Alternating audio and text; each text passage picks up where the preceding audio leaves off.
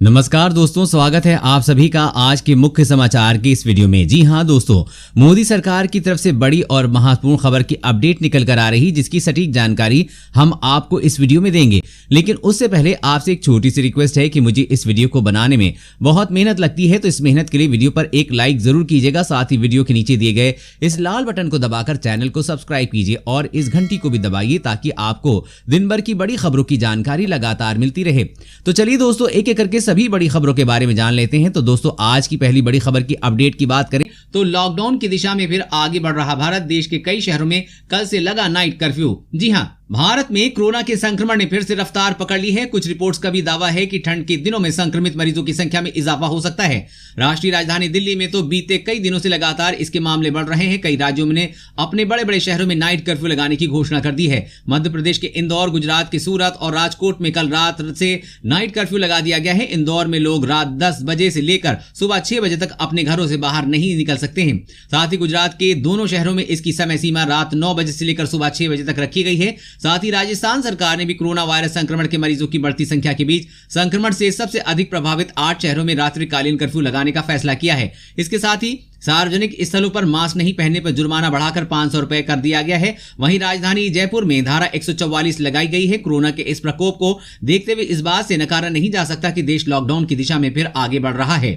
और अगली बड़ी खबर की बात करें तो अब मकान मालिक नहीं वसूल पाएंगे किराएदारों से अधिक बिजली का बिल। मोदी सरकार ला रही है नया कानून। जी हां, केंद्र सरकार बहुत जल्द ही बिजली उपभोक्ताओं के लिए एक नया कानून लेकर आने वाली है। देश में पहली बार बिजली उपभोक्ताओं के अधिकारों की रक्षा के लिए केंद्र सरकार ने नया मसौदा तैयार कर लिया है। नया मसौदा आने के बाद निर्धारित रेट से अधिक दर पर बिजली बिल वसूल और गैर कानूनी होगा। बिजली का बिल वसूलना गैर कानूनी होगा। खास बात यह है कि इस नए मसौदे में अधिक बिजली का बिल वसूलने वाले मकान मालिकों पर भी शिकंजा कसने की बात कही गई है। केंद्र सरकार के इस नए मसौदे के बाद ऐसे मकान मालिकों पर कार्रवाई हो सकेगी जो अपने किराएदारों से अधिक बिल वसूल रहे हैं। केंद्र सरकार ने जो मसौदा तैयार किया है उसके मुताबिक यदि कोई मकान मालिक सब मीटर लगाकर किराएदार को बिजली बेचता है तो उस पर भी सख्त कार्रवाई की जाएगी। यानी अब आपके कमरे में कोई भी मकान मालिक अलग से मीटर नहीं लगा सकता। केंद्र सरकार ने सभी राज्यों और केंद्र शासित प्रदेशों के विद्युत विनियामक आयोग को इस बारे में सख्त कदम उठाने को कहा है। केंद्रीय ऊर्जा मंत्रालय ने सख्त लहजे में कहा है कि बिजली बेचने का अधिकार किसी को नहीं है। ऐसे में मकान मालिक किराएदार से मन माफिक बिजली बिल वसूल कर कमाई नहीं कर सकते हैं। यानी सरकार के इस नए नियम से मकान मालिकों की दादागिरी पर रोक लगेगी। और अगली बड़ी खबर की बात करें तो पाकिस्तानी गोलाबारी का भारतीय सेना ने दिया करारा जवाब। 6 चौकियां तबाह, 4 सैनिक ढेर और 6 घायल। जी हां, जम्मू के नगरोटा में पाकिस्तान के जैश ए मोहम्मद के 4 आतंकियों को ढेर किए जाने से बौखलाए पाकिस्तान की ओर से नौशेरा सेक्टर के नाम क्षेत्र में गोलाबारी कर घुसपैठ की कोशिश को सेना ने नाकाम कर दिया है। शनिवार रात पाकिस्तानी गोलाबारी में सेना के एक हवलदार शहीद हो गए जबकि एक अन्य जवान घायल हो गए हैं। दूसरी तरफ सेना की मुंहतोड़ जवाबी कार्रवाई में पाकिस्तान सेना की 6 चौकियां तबाह हो गई हैं। इस दौरान 4 सैनिक मारे गए हैं जबकि 6 घायल बताए जा रहे हैं।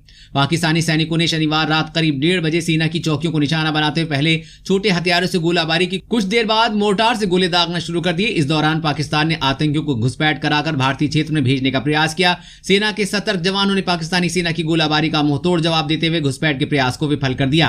सेना की गोलाबारी के दौरान पाकिस्तानी सेना को भारी नुकसान उठाना पड़ा है। लाम क्षेत्र में सेना ने अलर्ट जारी करते हुए इलाके में रहने वाले लोगों को भी सतर्क कर दिया है। सेना के एक अधिकारी ने बताया कि नियंत्रण रेखा पर हालात तनावपूर्ण है। सेना पाकिस्तानियों को मुंहतोड़ जवाब देने के लिए तैयार है। और अगली बड़ी खबर की बात करें तो 2022 तक भारत के हर गांव में होगा इंटरनेट। सरकार ने शुरू किया राष्ट्रीय इंटरनेट मिशन। जी हां, सरकार ने 2022 तक सभी गांवों को इंटरनेट पहुंच उपलब्ध कराने का वादा किया है। सरकार ने मंगलवार को महत्वाकांक्षी राष्ट्रीय इंटरनेट मिशन की शुरुआत की है। इस मिशन में सरकार आगामी वर्षों में 7 लाख करोड़ रुपए का निवेश करेगी। मिशन के तहत देश भर, विशेष रूप से ग्रामीण और दूर दराज क्षेत्रों में सार्वभौमिक और समानता के आधार पर इंटरनेट पहुंचाया जाएगा। इसके तहत 30 लाख किलोमीटर का अतिरिक्त ऑप्टिकल फाइबर केबल नेटवर्क बिछाया जाएगा। साथ ही 2024 तक टावर का घनत्व भी 0.42 से बढ़ाकर 1 टावर प्रति 1000 आबादी किया जाएगा। इसके तहत मोबाइल और इंटरनेट की सेवाओं की गुणवत्ता सुधारने का भी लक्ष्य है। लद्दाख में भारत की आंखों में धूल झोंक रहा ड्रैगन अक्साई चीन को अभेद किला बना रहा है चीन। जी हां, चीनी बातचीत की आड़ में एक बार फिर से भारत के साथ बड़े धोखे की तैयारी कर रहा है। चीन की सेना अपने कब्जे वाले अक्साई चीन के इलाके में पिछले 30 दिनों में बड़े पैमाने पर सैनिकों को तैनात किया है और बहुत तेजी के साथ सड़कों का निर्माण कर रही है।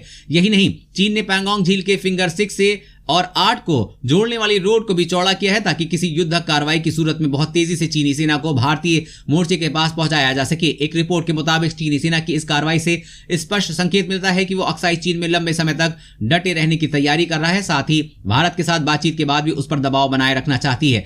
भारत और चीन की सेना के बीच सैनिकों को पीछे हटाने और तनाव को घटाने के लिए बहुत जल्द ही बातचीत होने वाली है, लेकिन चीन जो हरकतें कर रहा है उसके बाद अगले दौर की बातचीत का कोई भी नतीजा नहीं निकलेगा। साथ ही चीन की तैयारियों को देखते हुए भारत भी अपनी स्थिति मजबूत कर रहा है। और अगली बड़ी खबर की बात करते हैं, सिर्फ 3 रुपए में मिलेगा मास्क, इस राज्य ने तय की कीमतें, नए दाम आज से लागू। जी हां, जब तक कोरोना महामारी की दवा नहीं आ जाती है तब तक बचाव ही इसका इलाज है। प्रधानमंत्री नरेंद्र मोदी ने भी लोगों से कहा है कि जब तक दवाई नहीं तब तक ढिलाई नहीं। कोरोना से बचाव में सबसे कारगर हथियार है मास्क। हालांकि आज बाजार में मास्क की कोई कमी नहीं है। 10 रुपए से लेकर 500 रुपए तक की कीमत के मास्क बाजार में मिल रहे हैं, क्योंकि मास्क की कीमतें तय नहीं होने से निर्माता और दुकानदार मनमानी कीमत पर इसे बेच रहे हैं। लेकिन महाराष्ट्र सरकार ने मास्क की कीमतों को लेकर बड़ा फैसला किया है। महाराष्ट्र सरकार ने राज्य में मास्क की कीमतें तय कर दी हैं और मास्क की कीमतें तय करने वाला महाराष्ट्र देश का पहला राज्य है। महाराष्ट्र सरकार ने मास्क को जरूरी वस्तुओं की सूची में शामिल करते हुए इनकी कीमतों पर लगाम लगाने का फैसला किया है। महाराष्ट्र सरकार ने मास्क की कीमतों को लेकर एक नोटिफिकेशन जारी किया है। मास्क की कीमतें आज से ही पूरे राज्य में लागू हो चुकी हैं। नोटिफिकेशन के मुताबिक वी आकार वाले N95 मास्क की कीमत 19 रुपए तय की गई है। N95 3D मास्क की कीमत 25 रुपए और N95 मास्क की कीमत 28 रुपए तय की गई है। 2 परत वाले सर्जिकल मास्क की कीमत 3 रुपए और 3 परत वाले सर्जिकल मास्क के दाम 4 रुपए तय की गई है। अब दुकानदार तय कीमतों से ज्यादा पर मास्क नहीं बेच पाएंगे। और अगली बड़ी खबर की बात करें तो आरबीआई बैंक इस नियम में करने जा रहा है बड़ा बदलाव, आसान होगा ऑनलाइन लेन देन करना। जी हां, अगर आपको बैंकिंग लेन देन ज्यादा करने होते हैं तो खबर आपके लिए बहुत जरूरी है। दरअसल अगले महीने से बैंक पैसों के लेन देन के लिए आरटीजीएस नियम में बदलाव करने जा रहा है। रिजर्व बैंक ऑफ इंडिया यानी कि आरबीआई ने आरटीजीएस को 24 घंटों 7 दिन उपलब्ध कराने का ऐलान किया था। यह फैसला अगले महीने से लागू होगा। नए नियमों के तहत अब आप आरटीजीएस के जरिए 24 घंटे में कभी भी मनी ट्रांसफर कर सकेंगे। वर्तमान में आरटीजीएस सिस्टम महीने के दूसरे और चौथे शनिवार को छोड़कर हफ्ते के सभी कामकाजी दिनों में सुबह 7 बजे से शाम 6 बजे तक काम करता है, लेकिन अगले महीने से आप इस सुविधा को 24 घंटे इस्तेमाल कर सकते हैं। और अगली बड़ी खबर की बात करें तो भारत चीन सीमा विवाद, लिपू लेक में एयर स्ट्रिप बना सकती है भारतीय वायुसेना। जी हां, भारतीय सीमा के पास चीन जिस तरह से अपनी सैन्य क्षमता बढ़ा रहा है उसे देखते हुए भारतीय सुरक्षा एजेंसियां पूरी तरह से सतर्क हैं। लद्दाख में चल रही तनातनी को देखते हुए लिपू लेक में भी कड़ी सुरक्षा व्यवस्था की गई है। इसी के मद्देनजर भारतीय वायुसेना के अधिकारियों की एक टीम ने सीमा का दौरा किया।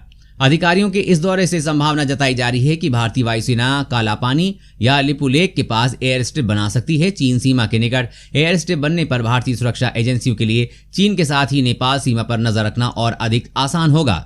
और अगली बड़ी खबर की बात करें तो चीन ने बना ली कोरोना की सुपर वैक्सीन, 10 लाख लोगों में किसी को नहीं हुआ साइड इफेक्ट। जी हां, चीन ने कोरोना की एक सुपर वैक्सीन बनाने का दावा किया है। ये वैक्सीन 10 लाख लोगों को दी जा चुकी है, लेकिन किसी में कोई भी गंभीर साइड इफेक्ट नहीं दिखा है। इस टीके को लगवाने वाले 100% लोगों के कोरोना से संक्रमित नहीं होने के कारण उदाहरण दिए गए हैं, इसलिए इस वैक्सीन को सुपर वैक्सीन करार दिया जा रहा है। हालांकि चीनी कंपनी सिनोफार्म द्वारा विकसित इस टीके के परीक्षण का अंतिम चरण अभी पूरा नहीं हुआ है, लेकिन चीन की सरकार ने आपात स्थिति में इस प्रायोगिक टीके को मरीजों को लगाने की अनुमति दे दी है। चीन की दिग्गज दवा कंपनी सिनोफार्म के चेयरमैन ने कहा है कि जिन लोगों को वैक्सीन दी गई है उनमें गंभीर विपरीत प्रभाव नहीं दिखे हैं। कुछ लोगों ने केवल मामूली परेशानी की शिकायत की है। चीन में प्रायोगिक टीके के इस्तेमाल की अनुमति मिलने के बाद दवा कंपनी कैनसिनो बायोलॉजिक्स ने ऐलान किया है कि उसे चीन की सेना के जवानों को भी प्रायोगिक टीका लगाने की विशेष अनुमति मिली है। और अगली बड़ी खबर की बात करें तो किसानों के लिए एक और स्कीम ला रही है मोदी सरकार। खाते में ट्रांसफर होंगे 5-5 हजार रुपए। जी हां, मोदी सरकार किसानों को एक और खुशखबरी देने वाली है। प्रधानमंत्री किसान सम्मान निधि स्कीम के तहत मिल रही 6,000 रुपए की मदद के अलावा भी 5,000 रुपए देने की तैयारी है। ये पैसा खाद्य के लिए मिलेगा, क्योंकि सरकार बड़ी बड़ी खाद्य कंपनियों को सब्सिडी देने की बजाय सीधे किसानों के हाथ में फायदा देना चाहती है। कृषि लागत एवं मूल्य आयोग ने केंद्र सरकार से किसानों को सीधे 5,000 रुपए सालाना खाद्य सब्सिडी के तौर पर नकद देने की सिफारिश की है। आयोग चाहता है कि किसानों को 2,500 रुपए की 2 किश्तें में भुगतान किया जाए। पहली किश्त खरीफ की फसल शुरू होने से पहले और दूसरी रबी की शुरुआत में दी जाए। केंद्र सरकार ने सिफारिश मान ली तो किसानों के पास ज्यादा नकदी होगी, क्योंकि सब्सिडी का पैसा सीधे उनके खाते में आएगा। वर्तमान में कंपनियों को दी जाने वाली उर्वरक सब्सिडी की व्यवस्था भ्रष्टाचार की शिकार है। हर साल सहकारी समितियों और भ्रष्ट कृषि अधिकारियों की वजह से खाद की किल्लत होती है और अंततः किसान व्यापारियों और खाद ब्लैक करने वालों में महंगे रेट पर खरीदने को मजबूर होते हैं। इसीलिए अब किसानों को मोदी सरकार सीधे बैंक खाते में 5-5 हजार रुपए देगी।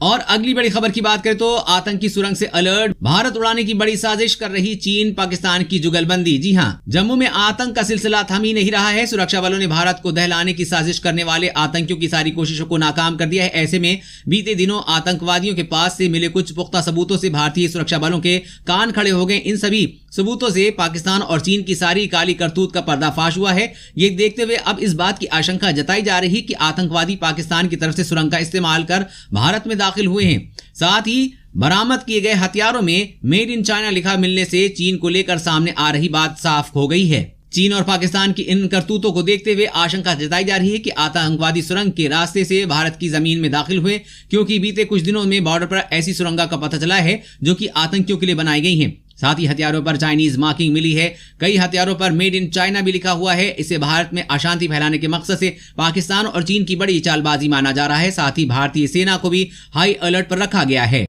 दोस्तों, आज की खबरों में बस इतना ही। इसी तरह हर रोज काम की खबरें जानने के लिए आप हमेशा हमारे साथ जुड़े रहें। हमारे साथ जुड़ने के लिए वीडियो के नीचे दिए गए इस लाल बटन को दबाइए और साथ ही घंटी को भी दबाइए, ताकि आपको हर खबर की सटीक जानकारी मिल सके। जय हिंद, धन्यवाद।